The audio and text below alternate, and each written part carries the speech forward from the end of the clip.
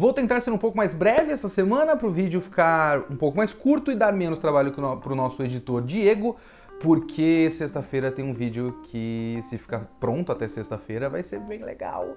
E isso pode depender de esse vídeo aqui dar menos trabalho para ele. Inclusive, por falar em trabalho e editor e Diego e vídeo que fica bem legal, assistam a review do Danilo do Planets, ou Planets, eu não sei como tem que pronunciar isso, por causa desse último E, na minha cabeça é Planets.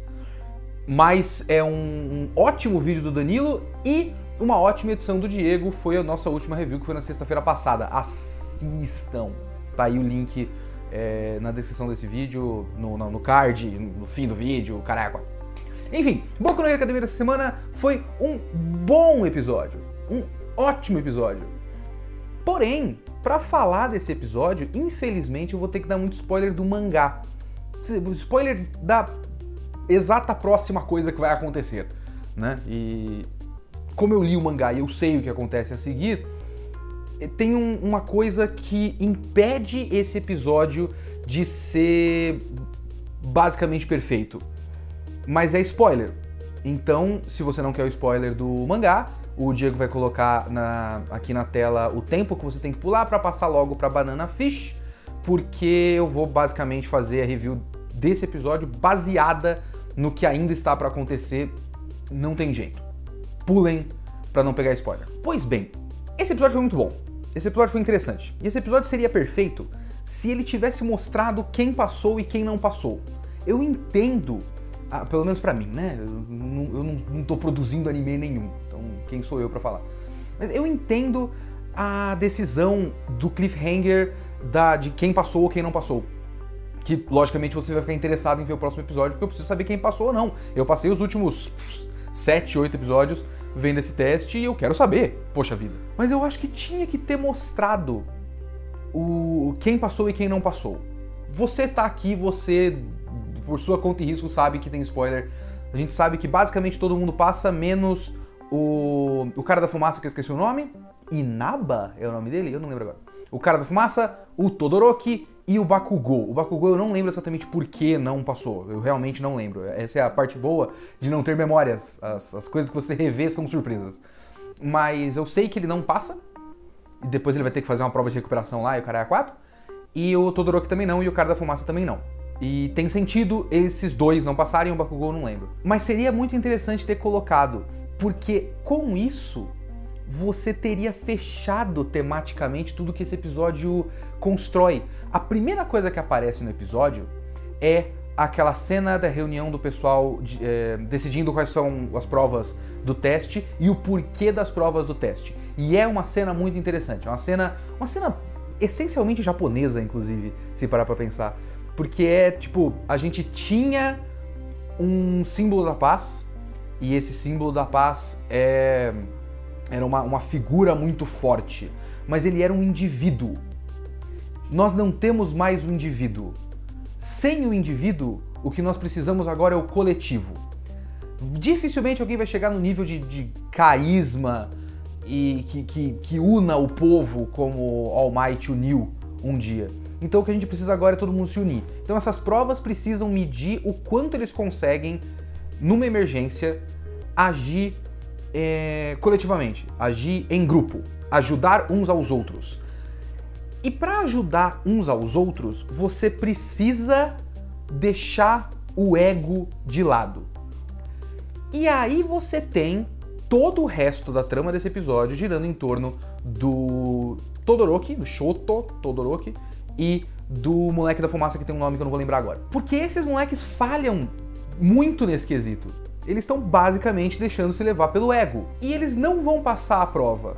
Eles são punidos por isso. É muito interessante porque o episódio leva a gente num conflito interpessoal, e é isso que interessa pra gente, no fim das contas, é isso que faz com que a gente assista coisas, são conflitos interpessoais, é drama interpessoal, e esse drama interpessoal é muito interessante porque o moleque da fumaça, ele tem uma ideia do que é ser um herói, e ele tem ele acredita que ser herói, e essa é a discussão de Boku no Hero Academia ao longo de toda a série, é um dos prós que eu tenho, um dos elogios que eu sempre tenho pra Boku no Hero, é que ele é muito tematicamente coeso, né? As coisas realmente são feitas pra construir a ideia central da história. E esse é um moleque que tem uma ideia do que é ser um herói, e ser um herói é ter uma paixão, uma vivacidade, um fogo ardendo dentro dele. E aí ele vê um cara que é basicamente uma pessoa de fogo e só o que ele vê é frieza nos olhos. E essa decepção fez com que esse moleque, inclusive, é um pouquinho, eu acho que tem umas cenas a mais nesse episódio do que no mangá, que, olha aí, são cenas enxertadas, criadas originalmente pro anime, até onde eu me lembro. As cenas que tem a prova de entrada e tudo mais do Todoroki com o moleque da fumaça na UA, e são boas cenas, elas ajudam. Podia também não ter, pra ter a cena que mostra quem passou ou não, mas são boas cenas. Então é interessante que você tenha um moleque que ficou decepcionado com o que é ser um herói, e aí ele acaba num momento que seria importante ele entender o que é ser um herói de verdade, ele é levado pelo ego. E o Todoroki também é levado pelo ego. Esse episódio tem ótimas cenas que envolvem o Todoroki e o moleque da fumaça. Principalmente, visualmente foi um ótimo episódio, inclusive. Tem umas cenas com uma arte final bem agressiva, linhas grossas e tal, que aumenta a dramaticidade do conflito, né? Então tem esses detalhes são ótimos. Mas isso é muito interessante. É muito interessante que eles sejam levados pelo ego e é muito interessante que eles sejam punidos. Mas seria melhor se a gente visse isso. Mostra que eles não passaram, aí você corta, e aí fica o cliffhanger do porquê. Apesar que o porquê é meio óbvio se você assistiu o episódio, né? Mas eu acho que devia. Mesmo que não tivesse aquele cliffhanger, devia ter mostrado porque estaria mais tematicamente fechadinho, sabe? E aí a gente perdeu isso. E eu realmente acho isso mais importante do que um cliffhanger. Apesar que é uma série e você precisa fazer com que a pessoa assista o próximo episódio. Mas enfim, essa é a minha reclamação de Boku no Hero Academia. Acabaram os spoilers por aqui. Foi um ótimo episódio, de qualquer forma. Foi um bom episódio, gostei bastante. Principalmente porque a gente acabou de passar por vários episódios que foram meio médios e um fillerzaço. Que foi até bacana, mas é um fillerzaço. E agora a gente tá aqui com um episódio bem legal e é o fim de um arco, então, bom.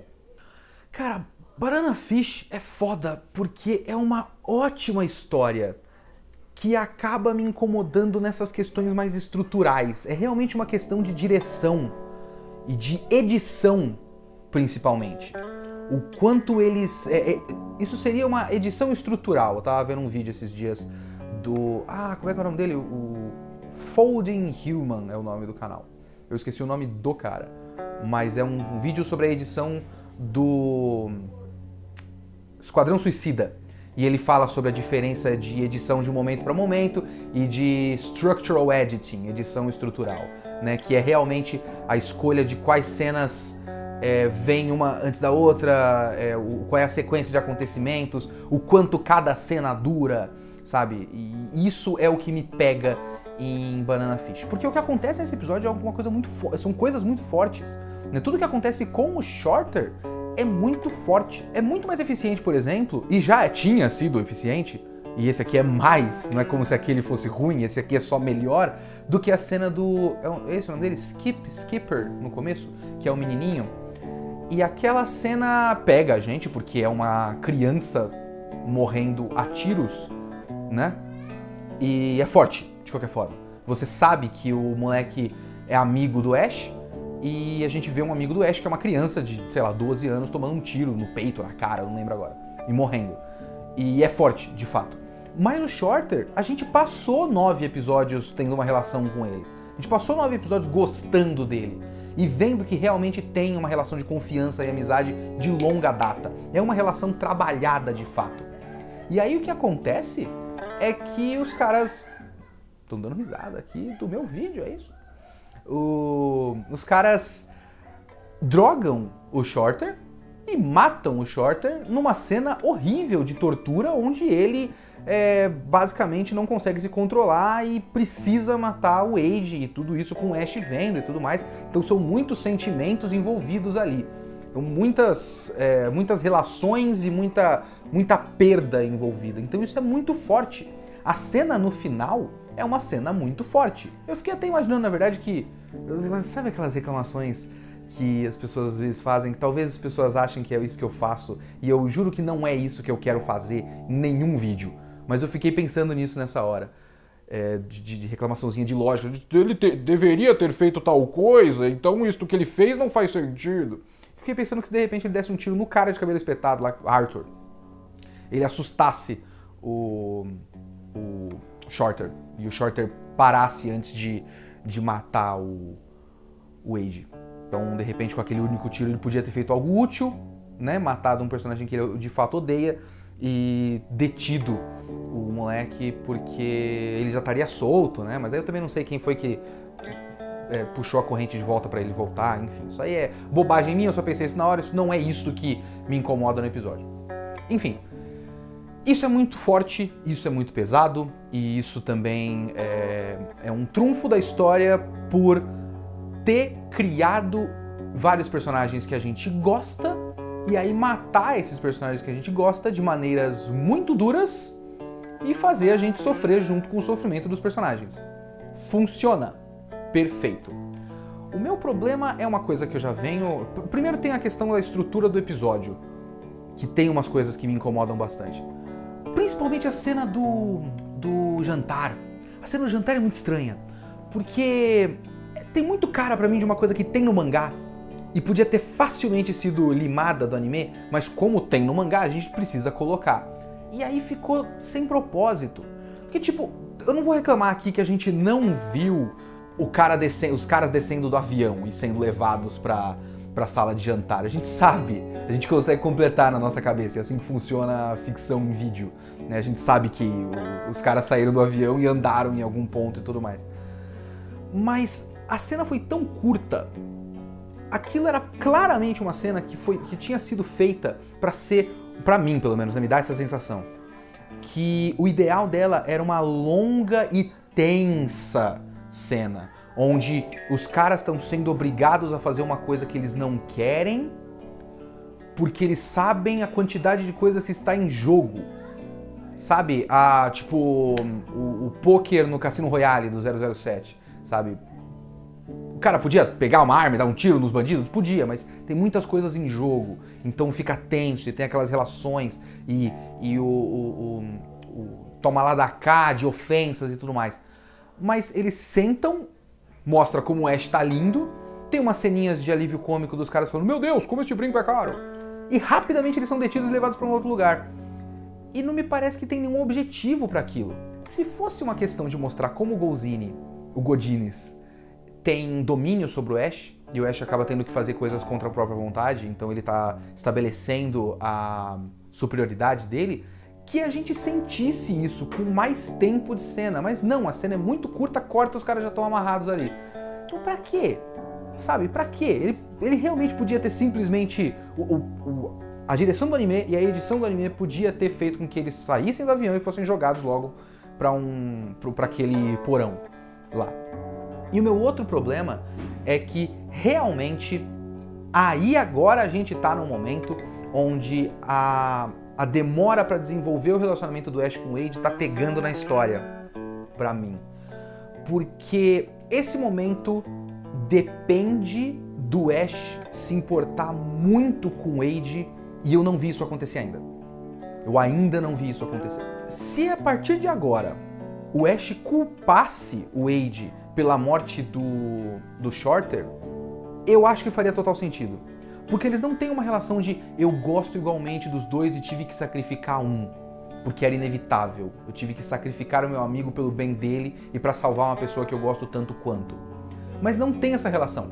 Tem o meu amigo de longa data que eu conheço desde que eu sou pivetaço e o cara que eu conheço há, sei lá, 3 semanas. Então esse maluco que eu vou com a cara, mas que é basicamente um maluco que acabou de chegar, acabou causando a morte do meu amigo. A culpa é dele. O Ash não teria essa maquiavelice, essa malevolência de pensamento, mas eu compreenderia. Porque a relação deles não foi construída o suficiente para que o sacrifício seja igual. A gente sabe, a gente gosta do Wade tanto quanto do Ash, porque nós conhecemos os dois em períodos de tempo iguais. Nós temos a mesma relação do Ash com o Wade. Agora, a relação do Ash com o Shorter é bem maior do que a relação do Ash com o Wade. Então é esse que me incomoda nesse episódio. Realmente faltou, ao longo do anime, um trabalho melhor da relação deles para que nesse momento fosse mais eficiente ainda. Ah, já é muito forte, mas pedia algo mais forte ainda. Assistam Planet With. Assistam Planet With. Muito bem, Planet With, episódio 9. Mais um ótimo episódio. É muito foda como Planet With tem um controle da própria estrutura a ponto de fazer o que Darling in the Franxx, por exemplo, fez e fez pessimamente mal. Darling in the Franxx acaba umas 4 ou 5 vezes. Vocês devem ter visto o meu vídeo sobre o anime. Ele acaba umas 4 ou 5 vezes ao longo da história. Toda vez que acaba, ele acaba. Ele teve um fim, ele não precisava continuar, e aí ele coloca mais coisa, e aí ele inventa mais coisa, e aí ele enxerta mais coisa. Planet With acabou pela segunda vez agora. Da primeira vez que ele acabou a trama, mas deixou questões emocionais a serem resolvidas. Agora, ele acabou questões emocionais, mas deixou uma ponta de trama a ser resolvida ainda, que é o novo cara do Povo do Paraíso. E ele trabalhou isso por tempo suficiente para que a gente, numa série tão curta e objetiva como é Planet With, porque a gente tem que ver quais são as características internas de cada história para tentar adequar as expectativas e exigências, né? A questão é que o Planet With é uma série curta, que só tem mais 3 episódios, se eu não me engano, e ele é muito objetivo. Ele realmente não é uma história de realmente trabalhar um elenco enorme, e o dia a dia deles, não é essa a questão, apesar de ainda conseguir fazer isso, né? Então, as questões que são trabalhadas e que são preparadas, elas são preparadas dentro de uma objetividade da própria série. E esse cara do Povo do Paraíso, é um cara que foi introduzido há uns 3 episódios, mais ou menos. Ele foi introduzido exatamente depois da história acabar pela primeira vez. Foi o meio da história, lá no episódio 6 ou 7, se eu não me engano. Ele surge com a cara do irmão do moleque, o que é muito interessante, porque cria uma relação pessoal que não existe, mas que existe. Não sei se vocês entendem o que eu quero dizer. Porque não é o irmão de verdade do moleque, mas como o choque da imagem faz com que aquele cara seja o irmão do moleque, inicialmente nós temos com ele a mesma relação de caralho, o irmão do moleque voltou, mas na verdade ele não voltou. Ah, meu Deus, que saco, sabe? E aí fica essa tensão emocional. Mas ele é um terceiro elemento que retoma o dragão, faz com que a vingança ainda precise ser concretizada, né? Que o moleque achava que tinha concretizado a vingança, mas pelo jeito ainda não, porque o dragão ainda existe. E a gente acaba a questão da facção da facção lacradora com a facção... Ai, caralho, como é que é o nome? Eu nunca lembro o nome da facção que não é a lacradora, porque facção lacradora é um nome muito bom. Facção do amor? Sei lá. Mas ele acaba essa questão e ele já deixou preparado que tem ainda outras questões a serem resolvidas. E foi preparado por tempo suficiente para que isso funcione. Então ele teve mais uma conclusão, mais um clímax, mais um ótimo clímax, e ainda faz com que a gente queira assistir a última perna da história. É muito bom. É muito bom. Eu gosto muito da escolha do cara de cabelo verde, do cara de cabelo longo, que realmente tem um sobrenome de 5 sílabas em japonês, e eu não vou lembrar o nome desse cara. Mas enfim, o cara de óculos. É muito boa a escolha dele ser uma espécie de vilão final da facção lacradora. Porque a gente tem vários argumentos, e tem um argumento do episódio passado que dá até pra ver. Eu tava falando com um amigo meu que tá vendo Planet With, e ele não gostou, por exemplo, do flashback. Eu gostei, mas ele não gostou do flashback do episódio passado da policial. E achou meio básico, sabe? Meio batido. Um bandido matou ele com uma arma. Arma significa poder. Quando eu tenho uma arma na mão, eu me sinto muito poderoso. Eu acho suficientemente eficiente, ele achou batido. Enquanto aquilo pode ser visto dessa maneira, como um clichêzão, só serve pra dar apoio pro real momento de clímax, que é o desse personagem agora, o cara de óculos, apaixonado pela Benika, porque ele foi colocado num limite, porque assim, ele não tinha quase nenhuma personalidade. Ele era muito coadjuvante. Mas ele era um coadjuvante que tinha uma característica que a gente sabia muito bem, muito claramente. Ele é apaixonado pela Benika. e ele vive por ela. Ele ficou na facção lacradora porque ele é apaixonado por essa mulher. Ele perdeu essa mulher. Ele perdeu a única coisa que definia ele, até metalinguisticamente falando. Ele vai pro Vai ou Racha. Ele é um ótimo vilão final, um ótimo clímax. E ele também está atrelado ao tema central da coisa. Ele tem relação temática com a história, que é a questão de que se tem um outro lado que está defendendo o, digamos, poder do amor, se ele perdeu a única coisa que representava isso pra ele, foda-se o resto. Foda-se, o mundo não precisa mais existir. Então eu vou acabar com esse mundo. E aí a gente tem aquela cena final, aquela cena de luta, e tem a cena onde ele vence. E depois que ele vence, que só sobra o Soya, que foi destacado, digamos assim, pelo cara do Povo do Paraíso, aí tem aquela cena onde ele acorda todo mundo. E aquela cena, pra mim, eu acho que eu nem sei explicar exatamente por que eu achei uma cena tão boa. Porque ela me emocionou num nível Última Luta do All Might. Realmente eu achei uma cena muito emocionante, muito bonita. Talvez até por conta do discurso, que foi um discurso muito razoável. Não foi um discurso heróico. Ele dá uns gritões heróicos no fim e tudo mais, onde ele agradece, que é aqui que eu estou, é tudo que eu tenho e tal. Essa cena acaba sendo, esse finalzinho acaba sendo mais heróico e grandioso. Mas é só depois de ele conseguir acordar todo mundo. Mas ele acorda todo mundo sabendo, fazendo um discurso que leva em conta a personalidade dele e o que ele passou, e que ele não faria um discurso grandioso e lindo. Ele faz um discurso razoável, que é um discurso de, bom, vocês estão todos sonhando com coisas muito melhores do que a realidade, mas agora vocês sabem que estão sonhando, então quem quiser se juntar a mim, levanta a mão. Eu achei simples e emocionante, tem toda a direção do negócio, e depois, logo depois de todo mundo deixar de ficar cinza pra ganhar cor, aí volta aquela trilha sonora do Planet Rift, que eu gosto muito, que eu acho propositalmente cafona / retrô e funciona. E eu gostei muito. Foi um ótimo episódio. Mais uma vez, assistam Planet Rift, melhor anime dessa temporada disparado. Eu também tô vendo poucos, né? Eu tô vendo esse, o Banana Fish e o Shingeki. Então, lógico que ele é melhor. Desculpa você que é fã do Banana Fish. Eu acho o Planet Rift melhor. Mas não desculpa você que é fã do Shingeki no Kyojin. Você tá errado. Você não tá errado. Você pode achar o que você quiser. Vou passar logo o próximo episódio. Pois bem. Vamos lá. Vamos falar de Shingeki no Kyojin. No episódio que é metade eficiente e metade Shingeki no Kyojin. A primeira metade é porradinha. É o pessoal cordinha, voando, espada, estilete na cara. Yeah, legal, bacana, parabéns. Tem umas cenas muito caprichadas, principalmente pra Mikasa e pro Levi. E o resto do tempo é médio, mas tá bom. E ainda tem a trilha sonora, eu não sei se é a mesma pessoa que tá compondo, mas o compositor, pelo menos da primeira temporada, era o mesmo compositor ou compositora do Kill la Kill. E tem ecos dos mesmos acordes, da mesma instrumentalidade de Kill la Kill, que eu amo e eu gosto muito da trilha sonora da primeira temporada do Shingeki no Kyojin. Acho que é uma boa trilha sonora. Tem ecos disso nessas cenas de ação, eu gosto. Eu vou falar mais de trilha sonora depois, mas eu gosto desse trecho. Então, essa primeira metade é legal. Tá bom também.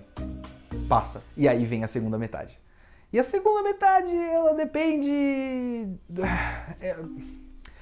Ela depende do Kenny, da história e de você ser muito gentil com o seu conceito de quem é o Eren. E é aí que as coisas ficam um pouco complicadas. Eu também vou ter que dar spoiler do mangá, mas vai ser breve, lá pro fim. Todo esse diálogo, todas as decisões que são tomadas nessa segunda metade, elas dependem da personalidade de cada um desses personagens. A gente não conhece direito o Rod Rice, que é o rei de verdade. A gente não conhece ele direito. Ele tá meio vilãozão, assim, né? Então, sei lá, lunático obsessivo. E aí você tem que acreditar que é um lunático obsessivo, e é isso aí. O Kenny é um caso complicado, porque ele foi introduzido no primeiro episódio, aí tem aquele episódio que ele persegue, ele vai pela cidade, então só o que você sabe é que ele é muito cruel e muito foda, e muito eficiente, e a gente não conhece muito mais do que isso, né? Tem um flashback que não dá muito Tipo, ele é sádico, é isso que você tem que levar em consideração, como ele é sádico. Enfim, é um personagem que mal começou a acontecer, e aí ele já faz coisas muito importantes nesse episódio, para a tomada de decisão desse episódio. Ele, por exemplo, revela a mudança completa do Eren, e a gente já vai falar disso daqui a pouco. E aí tem a história, e a história é uma personagem complicada, porque, assim, na minha leitura, né? Eu sempre critico muito personagens de Shingeki no Kyojin. Eu acho que eles têm sempre uma característica que os define, mas como essa uma característica só acaba acontecendo em alguns diálogos de cenas mais calmas e em batalhas contra titãs e agora contra pessoas, esses traços de personalidade não são aprofundados e não tem nuance, eles são tipo uma coisa, sabe? A história me parecia menos que isso. Ela era uma menina meio perdida. Isso era, inclusive, um dos traços de personalidade dela que é trabalhado, acho que no primeiro episódio dessa terceira temporada. Que é o fato de todo mundo ter um objetivo e uma coisa que quer pra vida e tudo mais, e ela tá meio perdida no meio de um monte de gente que já tá meio decidida, assim. Eu estranhei muito um momento da história nesse episódio, que ela tá conversando com o pai, e ela olha pro Eren e fala: "O que você tá olhando pra mim, Eren?" Desde quando ela tá tão do lado do pai assim? Quando isso aconteceu que eu não vi? Esse é o tipo de coisa que a gente tem que ver. Não é como os personagens chegaram de um ponto... Por exemplo, eu não vou me pegar aqui de como eles entraram na caverna. Eu pensei nisso durante o episódio e falei, bom, eles entraram na caverna. Tinha lá a porra da igreja que ficava em cima, eles invadiram, provavelmente não tinha ninguém, se tinha alguém eles cortaram o pescoço, ou mostrou no episódio passado, tanto faz, não é esse o problema, eu não quero cada um dos passos dos personagens. Mas quando são mudanças psicológicas, mudanças de personalidade, mudanças de momento da personalidade da pessoa, que não é como se o personagem precisasse ser a mesma coisa sempre, ele pode mudar, ele deve mudar, inclusive, mas a gente tem que acompanhar esse processo.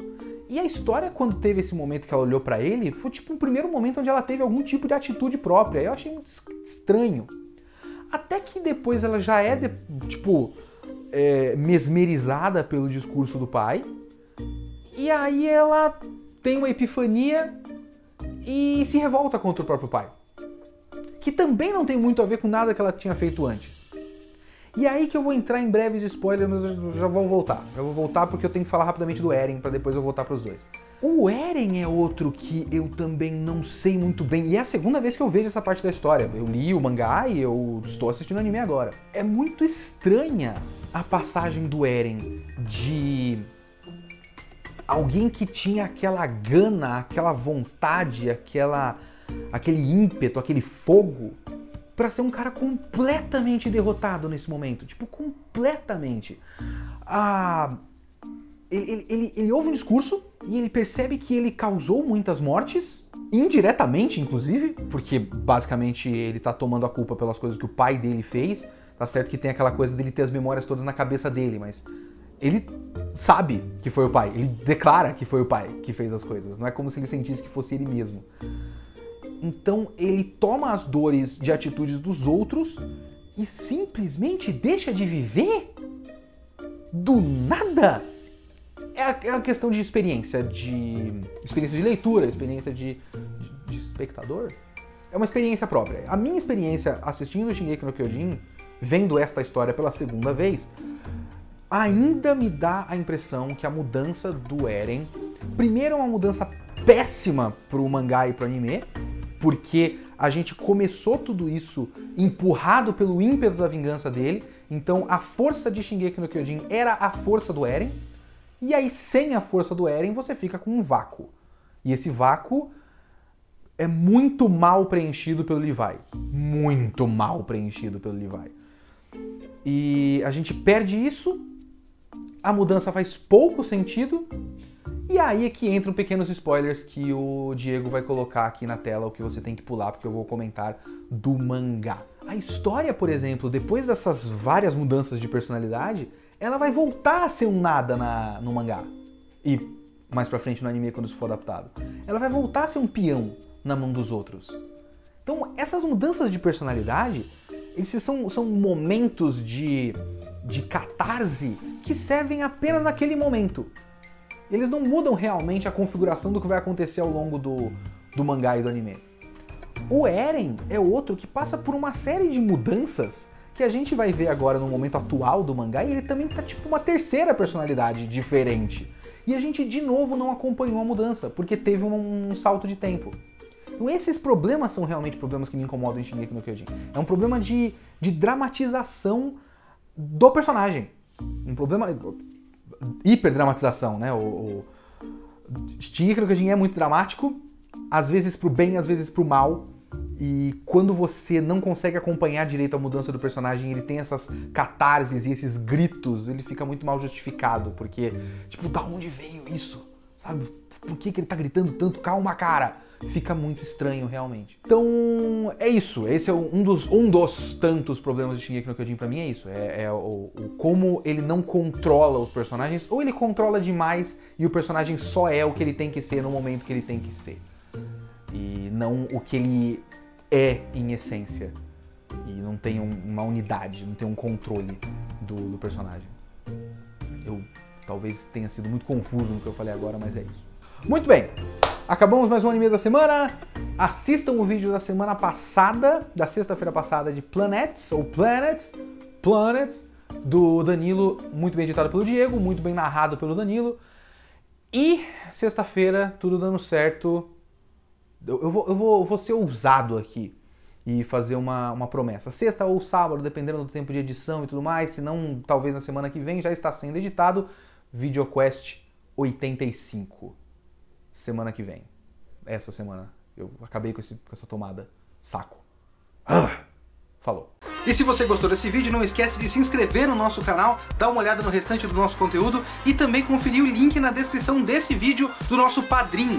Qualquer contribuição, nem que seja R$1, já ajuda o VideoQuest a continuar existindo e a ficar cada vez melhor.